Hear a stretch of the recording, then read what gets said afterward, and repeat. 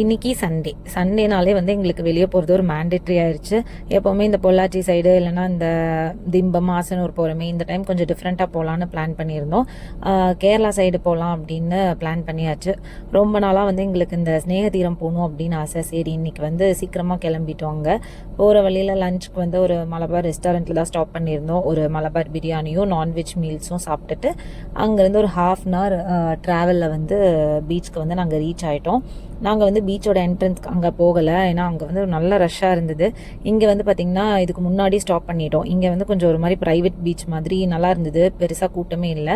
அப்படியே பப்பி கூட ஜாலியாக கொஞ்சம் நேரம் பீச்சில் விளாண்டுட்டு நாங்கள் போனது வந்து ஒரு 3:30 டைம் தான். ஸோ செம்ம வெயிலாக இருந்தது. பட் அந்த பீச்சை பார்த்த சந்தோஷத்தில் அது எதுவுமே தெரியலை.